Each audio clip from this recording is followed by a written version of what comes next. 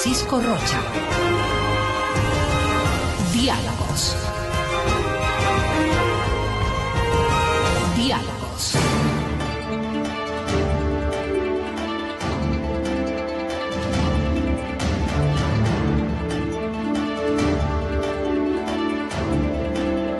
Buenas tardes, estamos iniciando, mil disculpas por el retraso, esto del Congreso del Marketing Político en el que estamos participando nos retuvo más el tráfico que el Congreso en sí, pero queremos agradecer la presencia ya de dos distinguidos ecuatorianos a quienes por lo general recurrimos unas veces en la lectura, otras veces a la opinión hablada, verbal, que nos guíen con el pensamiento, nos inviten a reflexionar.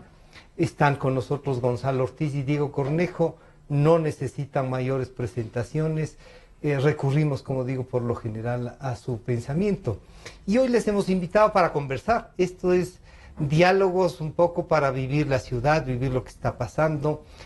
Gonzalo, ¿qué sentimos después del 24 de mayo de ese mensaje a la nación y de este ya ingreso a, digamos, a una campaña electoral, ¿no? Al inicio quizá de un cambio de época, de un cambio político, de versiones distintas, no sé.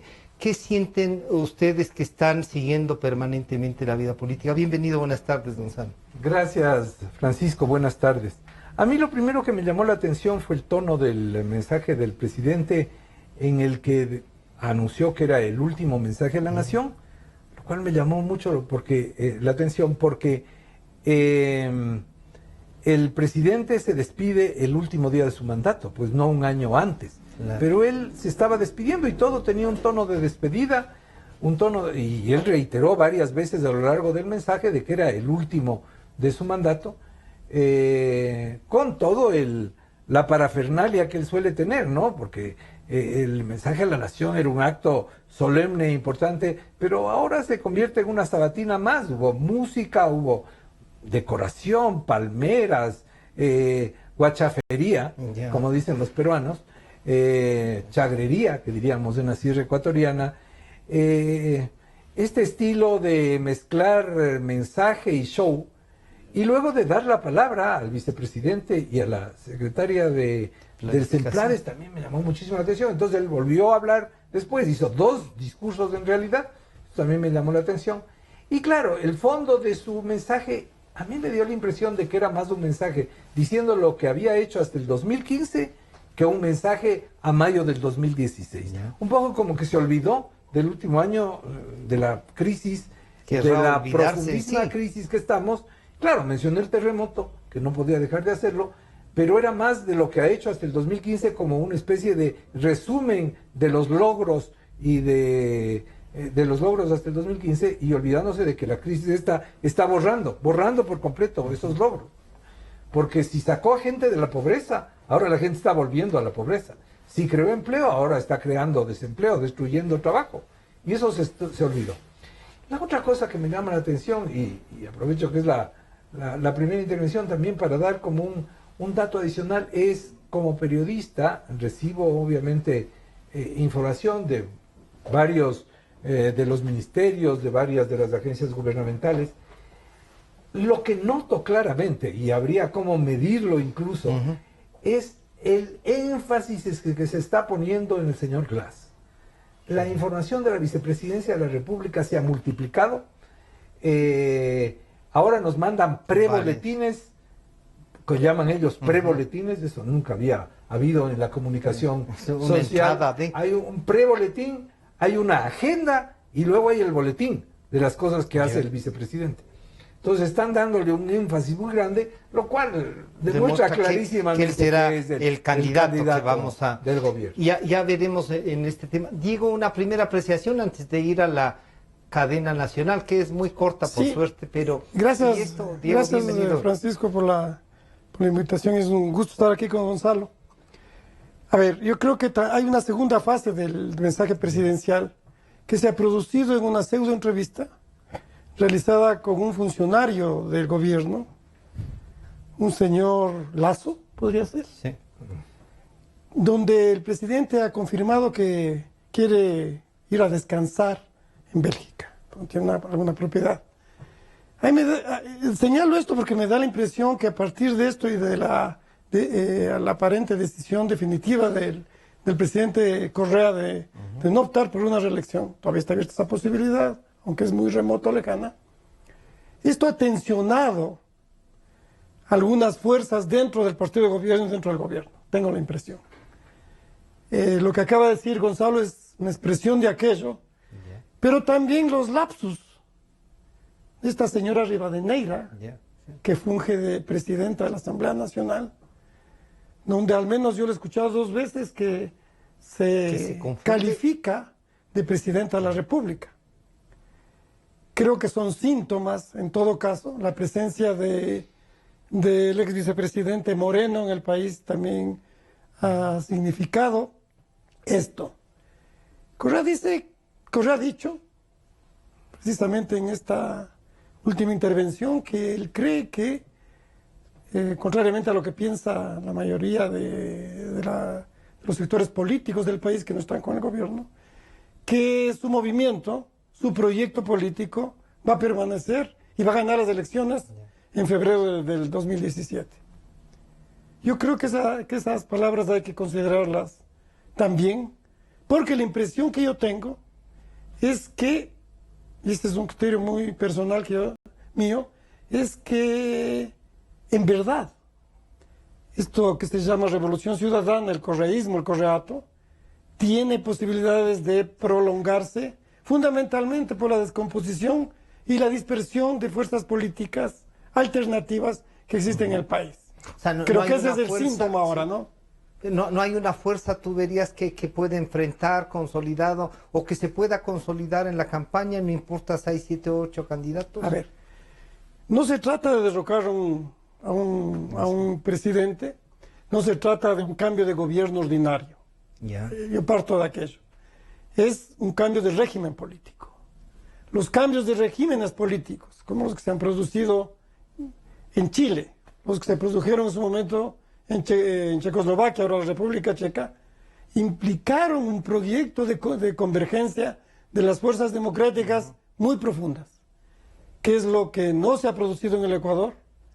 Creo que esas fuerzas democráticas que pudieran existir en el Ecuador han perdido la oportunidad de hacerlo. ¿Por qué? Un proceso de convergencia para un cambio de régimen profundo. Que también se dio en España. También se dio en España. No se puede hacer 6 meses antes de las elecciones. Ese es el criterio. No hay tiempo. Son procesos de convergencia donde hay que redefinir una serie de cosas y sobre todo el tema más difícil es crear confianza. Es crear confianza. Pero confianza entre todos. Claro. Es la confianza que hay que y acordar un sistema de elección previa, digamos, una primaria, algún sistema que permita apoyar a una sola figura política. Algo que ha dicho un precandidato de la izquierda ahora, ¿no? Sí. Enrique Ayala ha dicho que en su grupo él aspira a un tipo de primarias, ¿no? Digamos. Primarias. Yo creo que, claro, esa es lo que plantea es para su sector, lo que plantea Enrique, ¿no? Pero no plantea unas primarias entre toda la oposición. Exactamente. En un minuto regresamos porque tenemos una cadena nacional, por suerte es muy corta, enseguida conversamos. En un momento regresamos con Diálogos por Democracia M y Democracia TV. A continuación, Democracia se une a una cadena nacional. Maca, ¿cómo estás? Veo que estás recogiendo agua. Sí, don Mario, es para usarla acá con mi familia. Eso está bien, solo que si vas a tomar y no tienes cómo hervir el agua, desinféctala con una gota de cloro por cada litro de agua. Luego espera 30 minutos para consumirla. Don Mario, le cuento lo que aprendí en el colegio: a lavarse las manos con agua y jabón antes de preparar los alimentos y después de ir al baño. Muy bien, Maca. Ministerio de Salud Pública del Ecuador. Esta fue una cadena nacional. Inicio del espacio publicitario.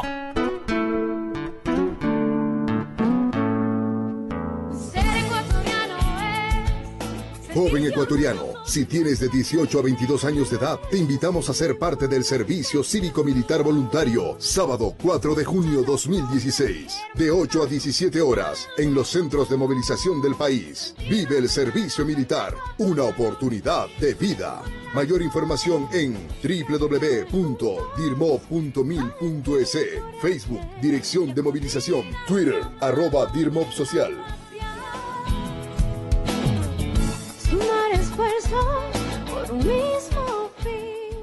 La Asociación Ecuatoriana de Padres de Niños, Niñas y Adolescentes con Cáncer, ASONIC, presenta 12 Horas de Amor, Relevo por la Vida, 6ª edición. Carrera de postas, alrededor del Parque La Carolina, detrás de la tribuna de los Giris. Te invitamos a abrir tu corazón este sábado 11 de junio del presente año a partir de las 7 de la mañana. En tus manos está correr para dar amor y esperanza. Te esperamos. Tú has sido siempre mi inspiración. Escucha mi corazón. Fin del espacio publicitario. Francisco Rocha está de vuelta con Diálogos por Democracia M y Democracia TV.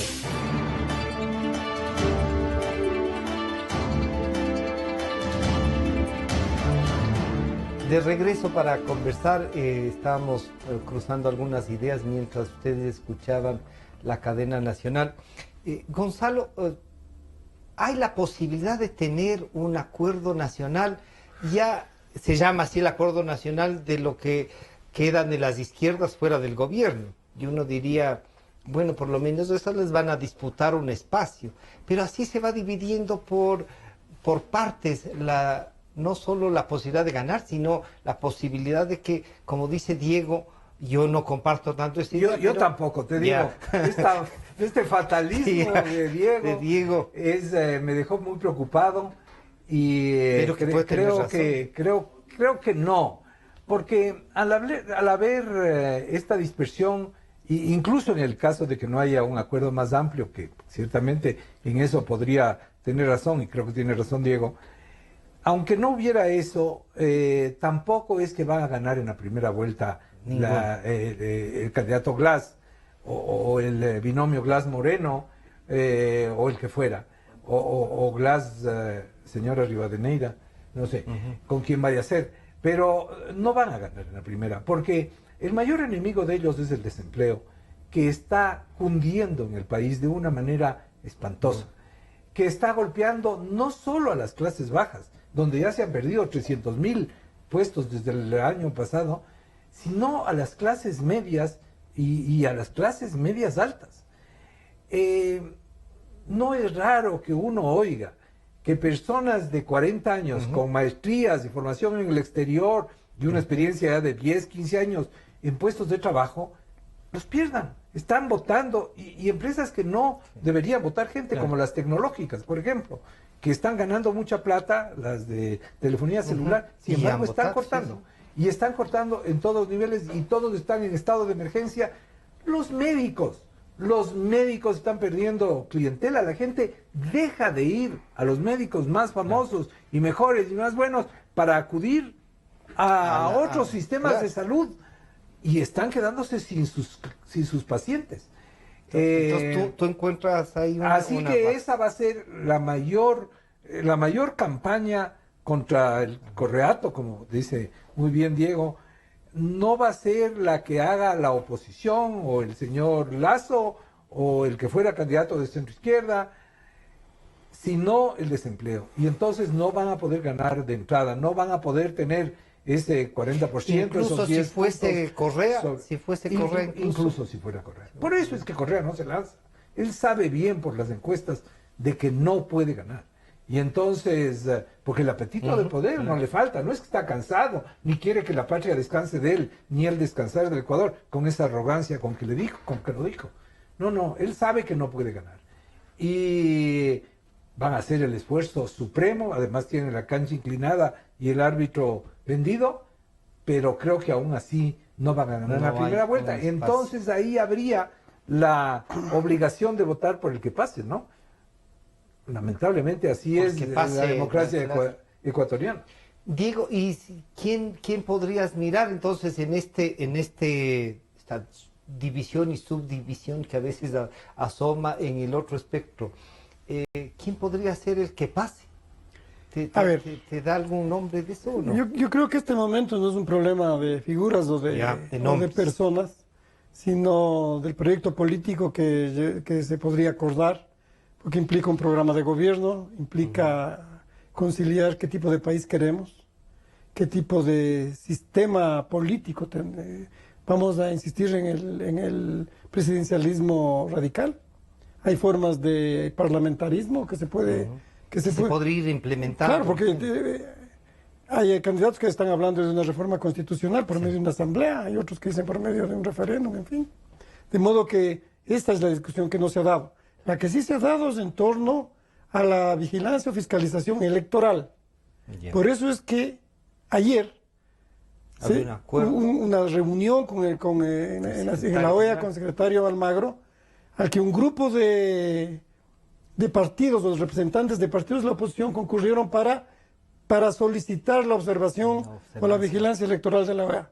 ¿Qué se producirá siempre y cuando el gobierno invite? Eso hay que tomar en cuenta. Pero, entonces, esto me lleva a un tema que dice Gonzalo, que es la cancha inclinada.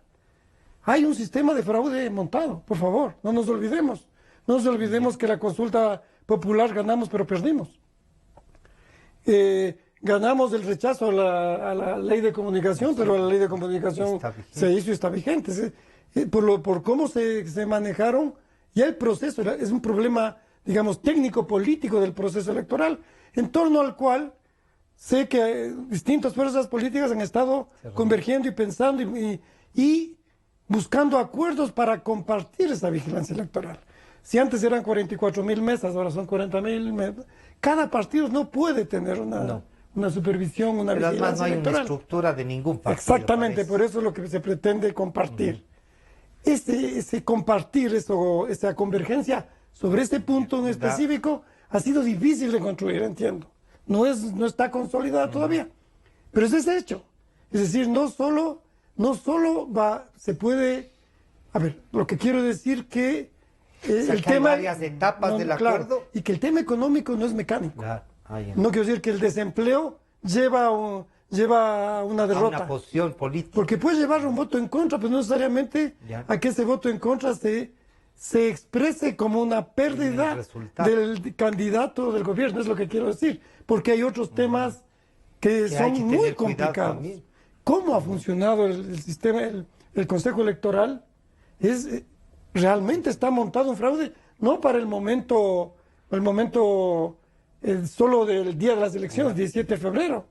Ha habido descalificaciones a partidos, el tema de las firmas, etcétera. Eso está funcionando para ese camino. Y donde comienza el fraude es en el padrón electoral. Exactamente. Y el padrón electoral no está depurado. En el padrón electoral hay muertos y hay... Se hablaba de 1 millón de gente que está... 1 millón de personas que fácilmente pueden cambiar una elección, pues no, si se les hace votar por medios fraudulentos. A estos sacándolos de la tumba.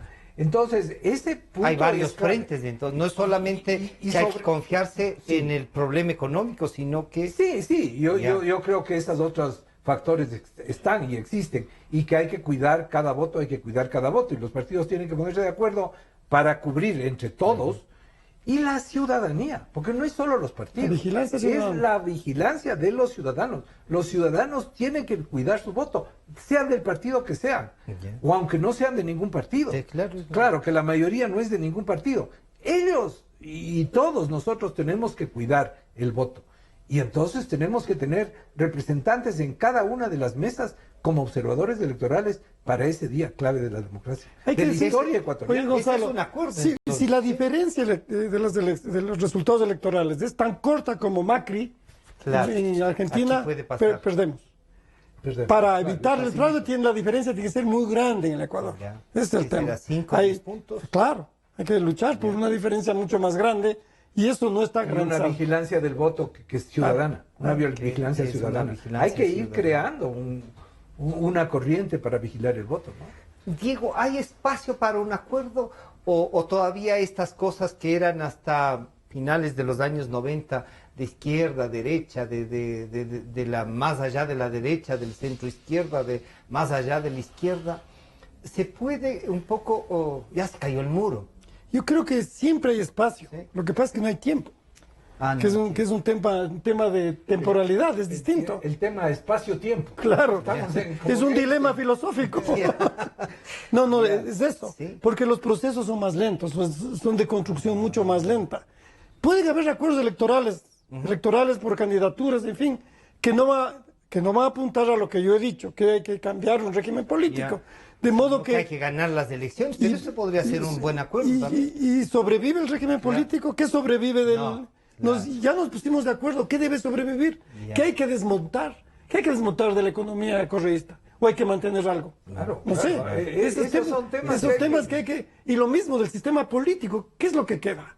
¿Qué vamos a hacer con las fiscalías? ¿Qué pasa con el sistema de justicia? ¿Qué pasa con la ley de comunicación? Pero más allá. Y con el sistema de justicia, por supuesto. Y más allá, proponemos un nuevo sistema de comunicación para el país.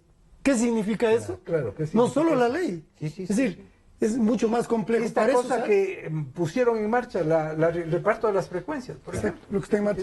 Para eso se requiere tiempo, ese es el problema, ¿no es cierto? Pero eso es lo que yo pienso. Ahora que topa, Gonzalo, el tema de las frecuencias que va a ser, ¿creen ustedes que es ahí una especie de espada de Damocles para que los medios se alineen? Claro, ¿sí? claro. Y terminarán repartiéndose. Yo creo que no, hacer la yo sociedad? creo que no, y que va a ser solamente una cosa, como siempre han utilizado esto, lo que tú dices bien, la espada de Damocles, una suerte de amenaza a todos los medios para que todos se porten marcialitos, se alineen y que no vayan a salirse. Pero y en este caso, que es un caso concreto, ¿qué podría hacer la sociedad? ¿Qué podrían hacer las organizaciones sociales?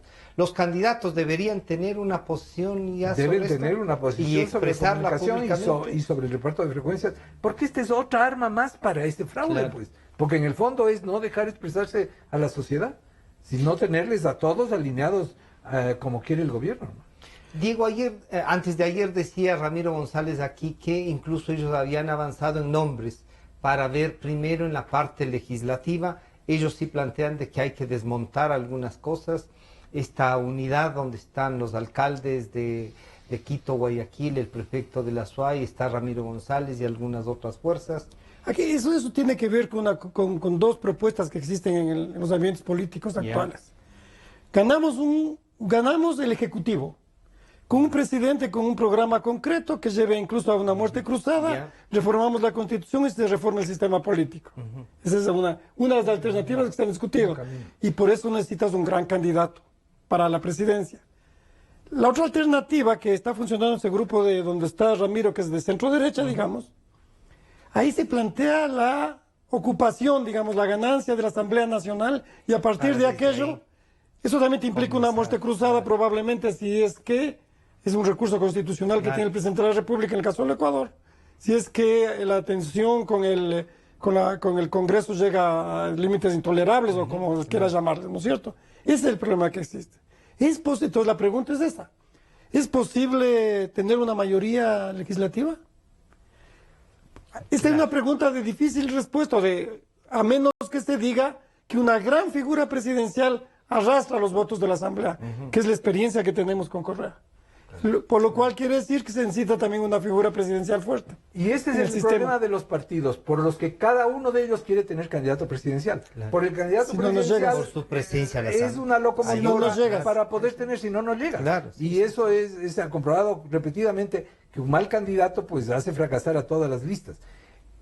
Y al mismo tiempo los partidos que quieren sobrevivir quieren tener aunque sea unos pocos. Pero ahí nos olvidamos que Correa no presentó listas. Porque el proyecto era la acción de los manteles.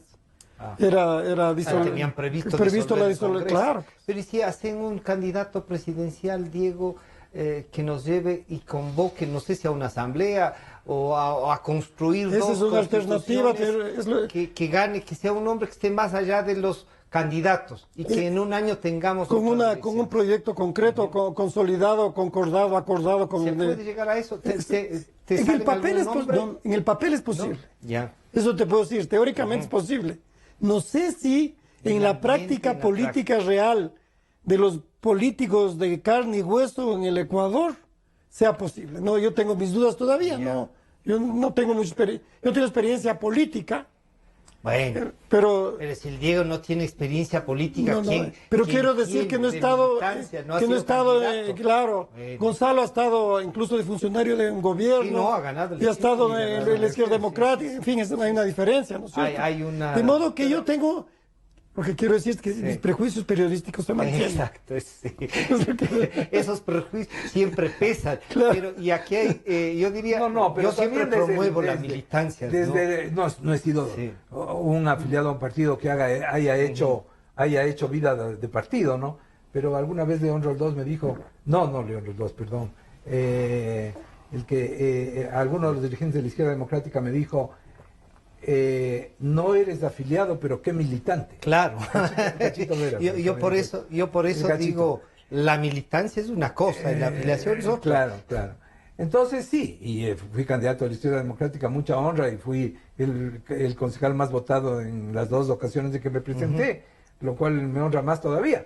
Pero yo diría que la pregunta tuya es complicada, y lo que dice Diego, esta hipótesis aguanta. Es bien complicado que la gente acepte, porque ya han el Dalo Bucaram y Lenín Hurtado y el otro que quiere ser, no sé si Gilmar Gutiérrez o alguien de ahí, el señor Pesante, entonces todos quieren aparecer, y entonces la división crece. Felizmente en ese grupo parece haber la idea de las primarias internas, ¿no?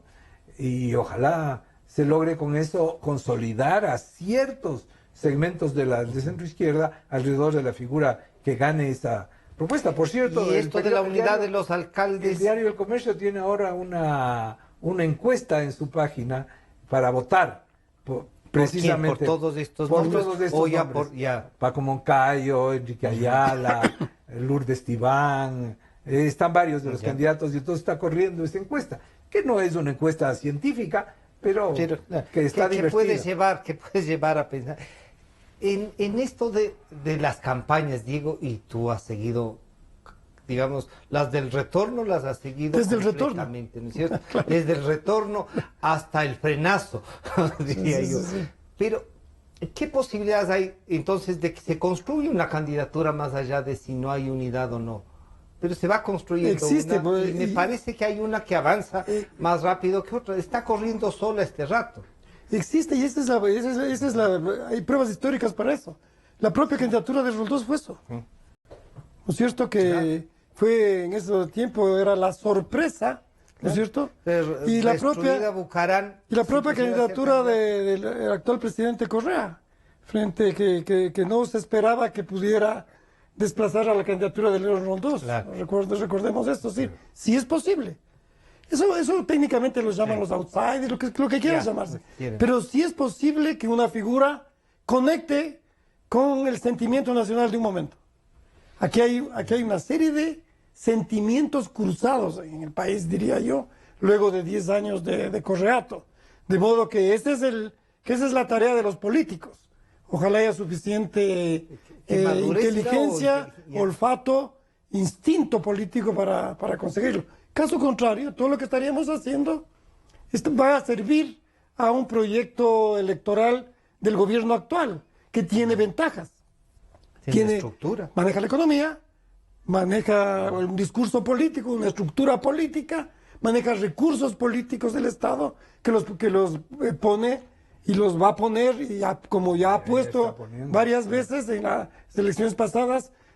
Recordemos que el propio Correa era jefe de campaña, del exalcalde de Quito, que perdió. Claro. De modo que se va a ver todos estos elementos, ¿no? Terminó pidiendo, aunque se anulen el voto, pero no voten por otro, ¿no? Así fue. Sí, la mayor metida de pata. Claro. Pobre señor Barrera, quedó tan mal el doctor Barrera con eso, ¿no? Pero sí, todo eso van a poner en marcha, y ya lo están poniendo. Yo digo, y me refería a la entrada, justamente a esta presencia del vicepresidente en todo lo que está haciendo. Utilizan la entrega de créditos para los damnificados. el día de ayer, el terremoto, de damnificados del terremoto, la entrega de créditos, de microcréditos, como por parte de la propaganda electoral. Es decir, es desembolsado, es sin vergüenza alguna, y ya están en plena campaña, ¿no? Están en plena campaña, adelantándose a todos los demás. Fíjate que además, recientemente ha habido conflictos con el Consejo Electoral, porque en un reglamento que ha aprobado el presidente del Consejo Electoral, se desprende que va a cargar una serie de actividades que están haciendo desde ya los políticos de la oposición al gasto electoral. Claro, es una limitación. Esto inclina más la cancha, como el lenguaje del Consejo. No lo ha hecho con el gobierno. Y el gobierno tiene. Yo estaba a punto de ver en mi maleta ya una publicidad del vicepresidente hecha por la CNT. Exactamente. Hecha por la CNT, un afiche, un tríptico. Un tríptico que está ahí y dice hacia dónde va el país, ¿no? El país. Sí, voy a intentar indicarles a ustedes ahora mismo. Pero, entonces, Gonzalo, la estrategia que podría hacer el resto de movimientos políticos que, por primera vez, ahora sí se puede decir, son más que el actual gobierno. Ya viene siendo unos meses con consistencia, el gobierno ya no es. Llega a veces hasta el 30, baja hasta el 20. Claro, tú estás hablando de las encuestas. Claro, ya no llega al 58, al 60, peor al 70%, que antes parecía una especie de constante, ¿no? ¿Qué se puede hacer? ¿Se puede o no ir y caminar y decir, vean, también es legítimo querer tener un espacio en la asamblea y para eso hay que tener candidato?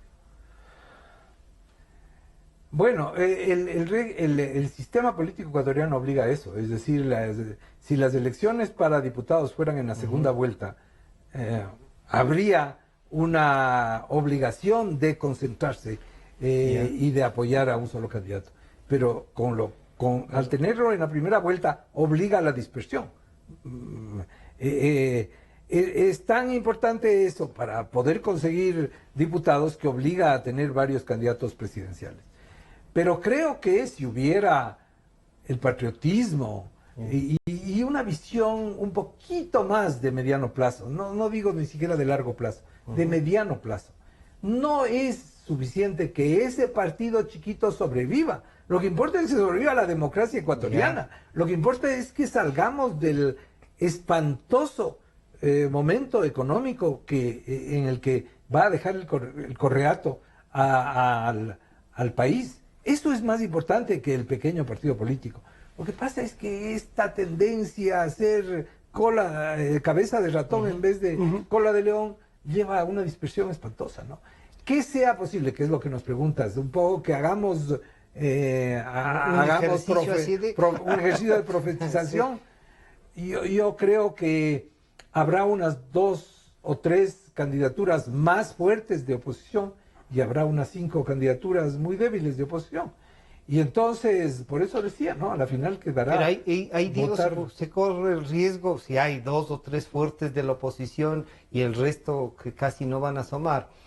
Pero entonces queda el gobierno un gran espacio. Claro. Hay que correr el riesgo de la democracia de que sea mayoría en la primera vuelta. Exactamente. Entonces, por supuesto lo que decías, en una de mis novelas un personaje dice que hay 3 tipos de mentiras. Las mentiras, digamos, estas que les llamamos cerdosas, ¿no? Las mentiras piadosas y las encuestas. Hemos visto que en algunos casos han resultado mentiras.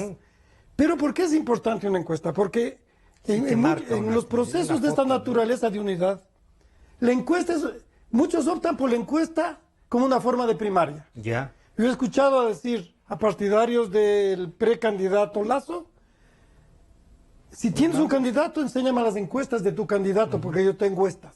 Eso te dicen.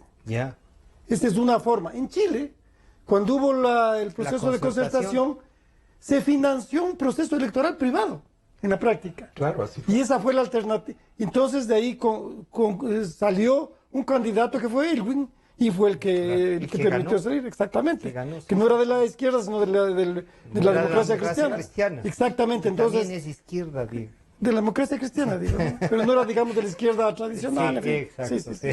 Bueno, Desde el otro día está esta discusión que tenemos es para saber qué es de izquierda o de derecha, Sí, hay que definir dónde está el centro. ¿Dónde está el centro? Claro. Sí, pero eso quiero decirte, claro, lo importante de esto, porque hay candidatos que desde ya te estacionan, es que mi encuesta es la que manda. Y si tú dices, esta es mi otra encuesta, no es que claro, mi encuesta es mi encuestador. Pero, ese es la otra que yo creo que en esquema es la mejor, es una primaria, ¿no? Con votantes. Pero ahí corre el riesgo también de que intervenga el gobierno y te mande a votar. No, claro. Entonces, procesos ahí. Para que salga el más débil. Claro. Pero, Gonzalo, ahí hay una cosa que los ecuatorianos no terminamos de construir para una buena democracia: organizaciones políticas. Y el presidente decía en el Vaticano que él tiene terror a las organizaciones sociales, ¿no? Esto de la crítica a la sociedad civil. No solo terror, les tiene menosprecio y creo que asco.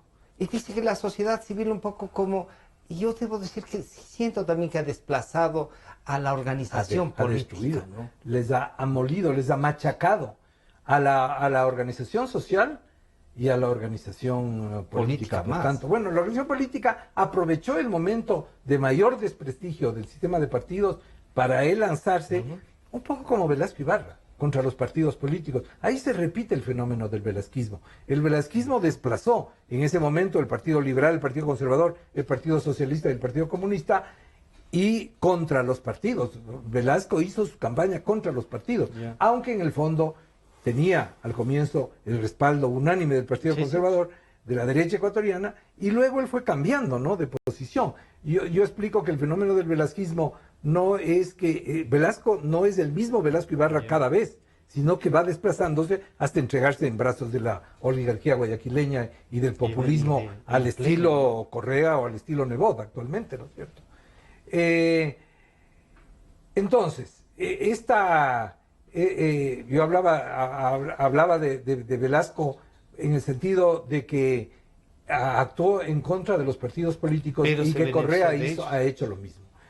El crecimiento de la organización de la sociedad en el Ecuador fue muy grande, en medio del caos de los partidos políticos y en medio del caos económico y del caos político que vivimos a partir del 96 en adelante. En esa década, la descomposición de la política y de la economía en el Ecuador hizo que más bien reaccionara la sociedad a través de las ONGs, a través de fundaciones, de organizaciones, de asociaciones que cubrían huecos que el Estado no podía cubrir. Y lo que Correa ha hecho es pasar una aplanadora encima de todo eso, ¿no? Diego, tú has promovido desde siempre al sector laboral, a los sectores sociales y todo esto. ¿Es porque no quieren militar en un partido, hacer esto, y después como que dicen, no, la política es para los que quieran hacer política, lo nuestro es una militancia de la sociedad curiosamente en este momento más bien están predispuestos a la política, que es lo que no ocurría antes, que había una negativa y más bien una predisposición, una vinculación con partidos radicales, de izquierda, en fin. Ahora parece que no. Parece que no, pero yo he visto que de todas maneras hay un rechazo a los procesos de convergencia de diálogo. En el caso de los indígenas, Carlos Pérez Guartambel, un líder que es brillante, digamos, que tiene una gran capacidad, no obstante, participó en un sabotaje a una reunión convocada por la CONAIE donde había una convergencia de grupos de izquierda y de derecha para conversar, no para firmar ningún documento. ¿Qué quiero decir con esto? Que hay dirigentes de la talla de Carlos que se oponen incluso a conversar, ¿no es cierto? En el caso de dirigentes como Mesías Tatamuez, con el que he conversado yo, están dispuestos a una apertura, a buscar un camino por el centro, pero hay todas estas, mi impresión es que hay ciertos prejuicios ideológicos que todavía pesan mucho, impiden, lamentablemente. Pero yo creo que de todas maneras los sectores sindicales y los sectores indígenas también han tenido un gran desarrollo político clasista, si queremos decirlo así, pero ya no es, ya no, digamos, han superado muchos prejuicios, pero muchos quedan todavía. Porque algunos, Es lo que te quería decir. algunos dicen, por ejemplo, la dirigencia indígena, ¿a título de qué puede ser solo el indigenismo solo de izquierda?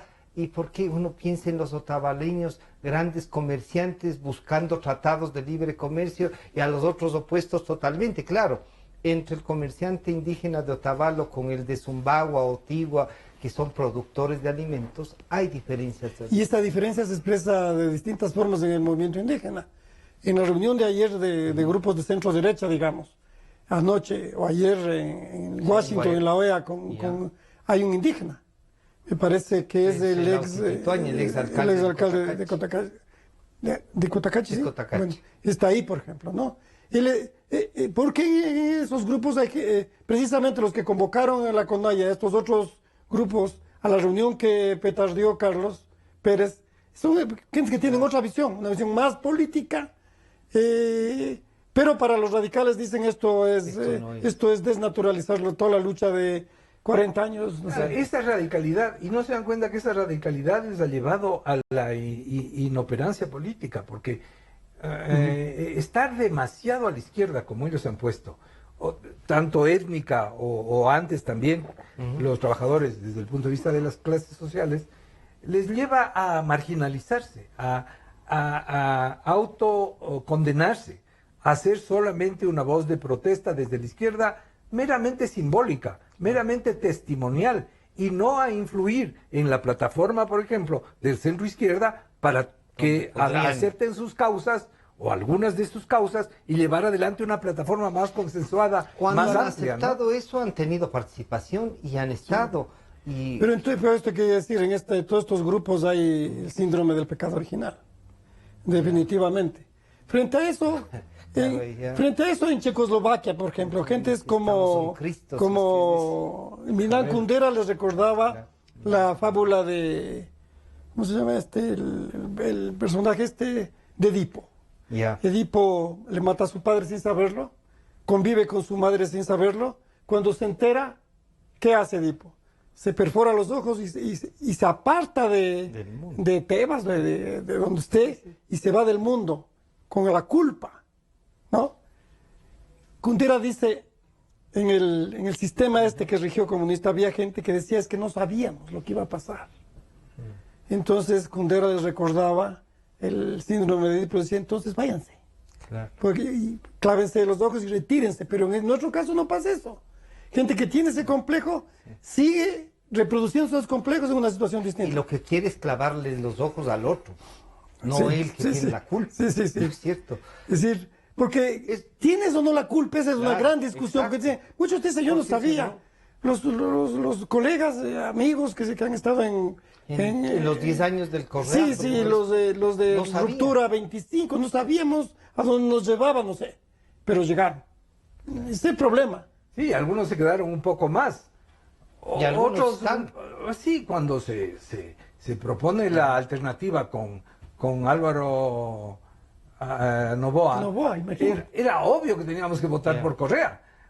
Y creíamos que lo que teníamos allí era un demócrata que iba a trabajar por la democracia, por la participación, que esa fue una de sus banderas más importantes de lucha. Y por eso los movimientos indígenas, los movimientos sociales estaban con él. Y los medios de comunicación y los periodistas, o sea, claro, que son los que se promovieron, ¿no es cierto? Claro. Pero luego un ambiente propicio para se volvió un aspirante a dictador y borró totalmente la participación con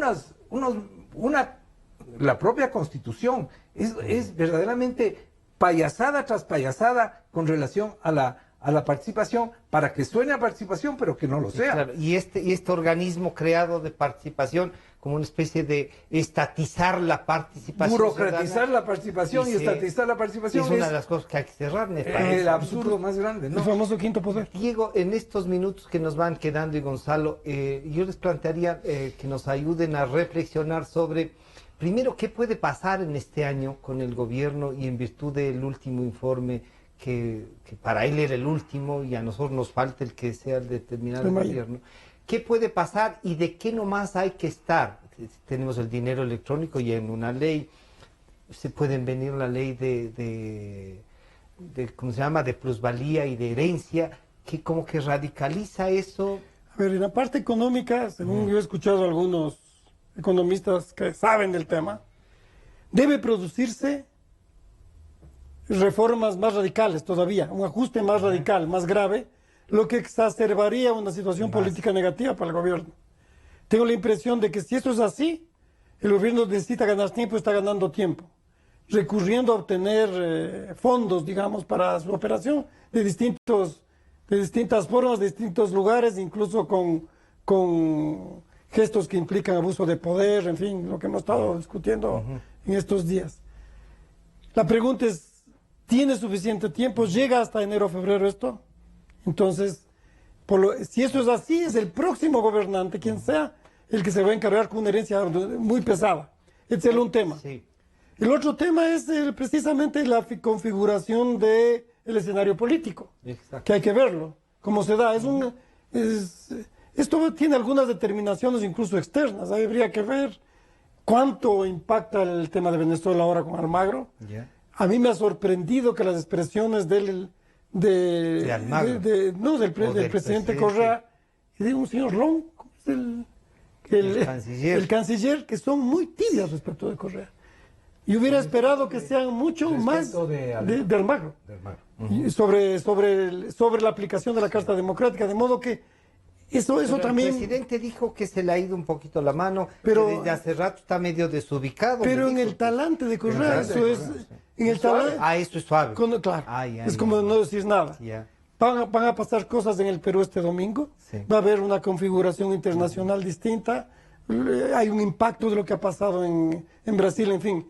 Te digo esto porque en el caso de Chile al que yo recurro, en el caso de Checoslovaquia, hubo una condición internacional que permitió una transición, digamos, ¿no es cierto? No sé si podemos, en este proceso también hay que ver qué es lo que hacen las otras fuerzas que no están en el gobierno. Claro. Ahí pasa también por el integrarse a la actividad política. Exactamente, ¿no? y la ciudadanía. Un artículo que publicó recientemente José Hernández en Cuatro Pelagatos decía, ahí está esta animadversión hacia lo político, esta actitud de los ciudadanos que quieren participar en política, pero sin contaminarse. Claro. Que es uno de los problemas que también existe, que es un prejuicio y falta de, hablábamos de confianza, la falta de confianza de los ciudadanos respecto de lo que aquí se llama clase política, ¿no? Digamos, eso es... Así lo veo yo. Y también habría que ver qué pasa en los medios de comunicación. Habría que ver cómo sigue aplicándose la ley de comunicación, que ha sido una aplicación prácticamente asfixiante. Lo de las frecuencias podría ser. Y lo de las frecuencias. Gonzalo, claro. Este año, ¿cómo puede pasar el gobierno? ¿Sería que puede venir, podría despedirse y que el despido del 24 de mayo era porque se iba a ir antes? Sí, y hay cosas concretas, lo decía Simón Pachano en El Universo, hay el rumor, decía él, de que se va a ir antes del 14 de mayo, que sería la fecha en que tiene que posicionarse la nueva Asamblea Nacional, y que antes de este 14 de mayo del 2017, Correa ya estará fuera del país.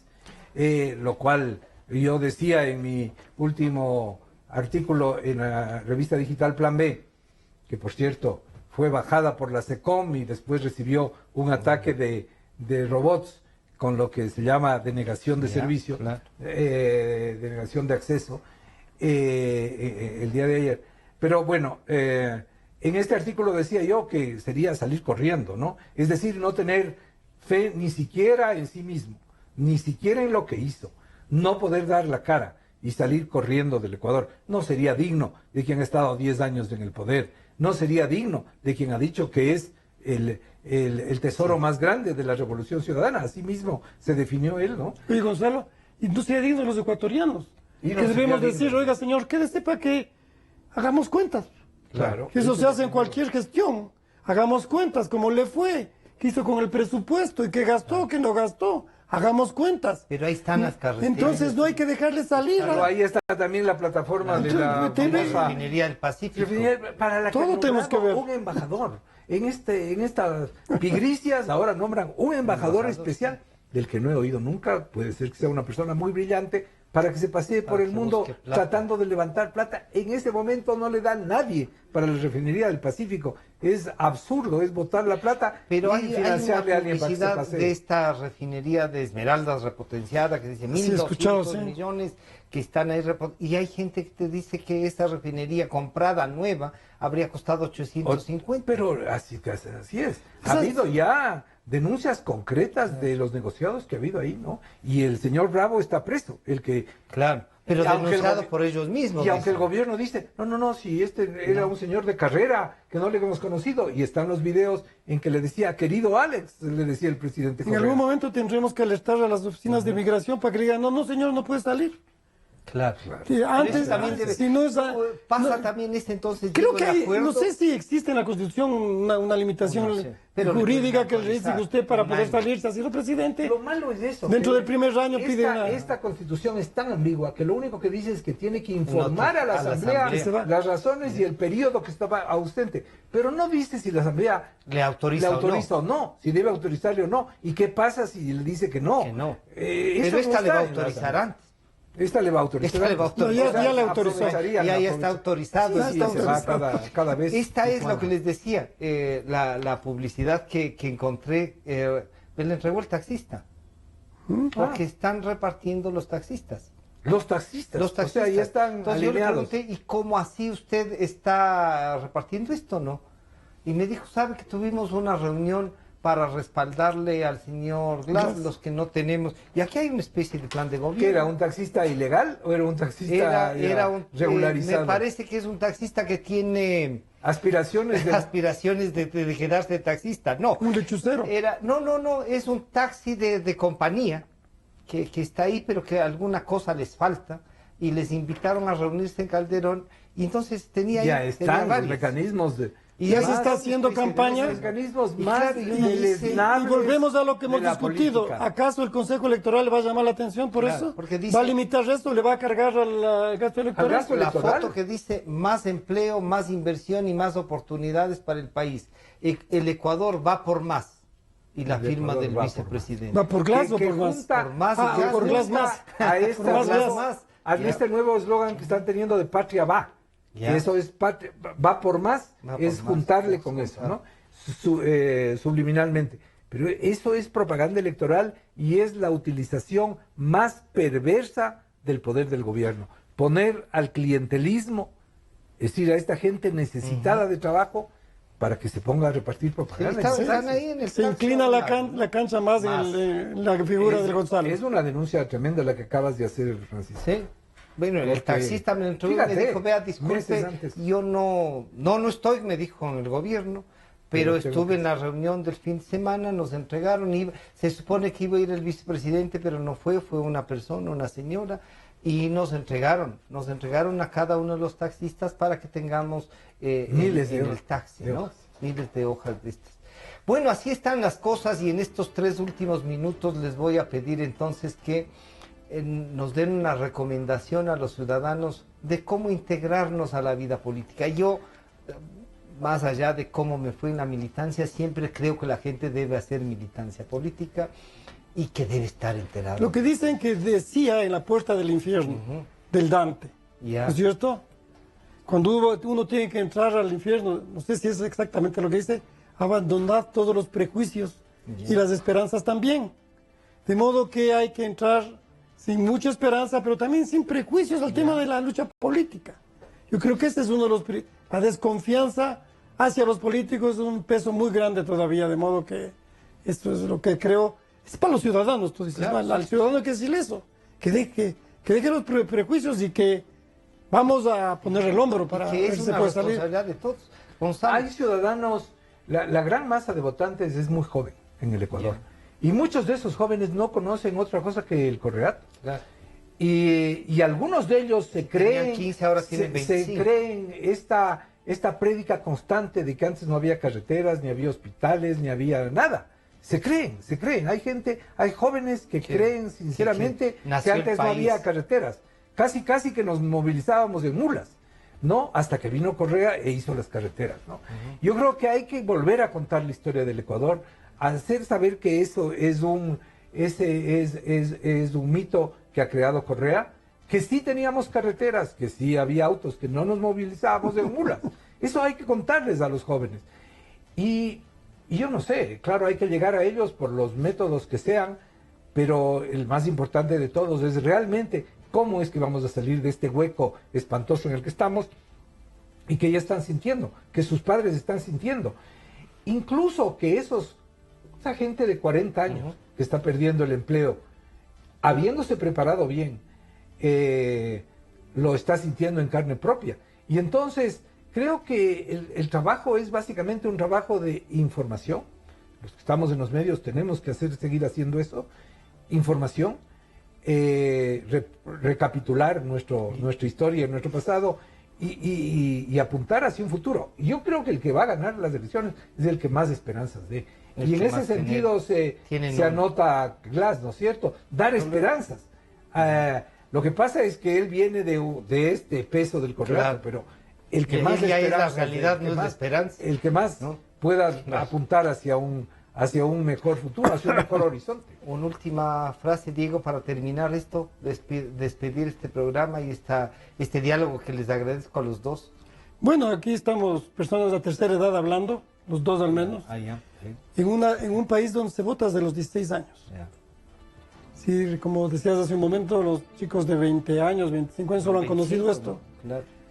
Y los que ahora les llaman, hay una palabra, los millennials, tienen una practicidad distinta.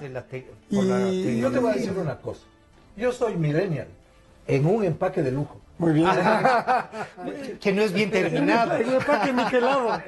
Un pegaje niquelado, pero lo que yo he escuchado a los profesores que están trabajando en las universidades y en colegios con estos chicos, que tienen una aversión a la política, no tienen mucha simpatía, pese a que han vivido en esta época de mucha propaganda. Y esas son las realidades a las que vamos a enfrentar. Eso creo que les aleja. De modo que hay también unas diferencias generacionales. No sé si nuestras interpretaciones de la realidad puedan ser entendidas siquiera. Tengo prejuicios sobre eso.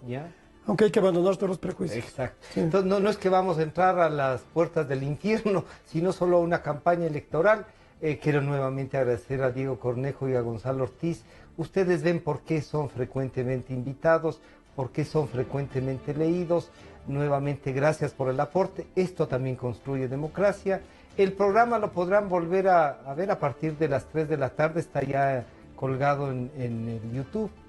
Y a los de la radio, muchas gracias por acompañarnos y escucharnos. Nos encontramos el día lunes.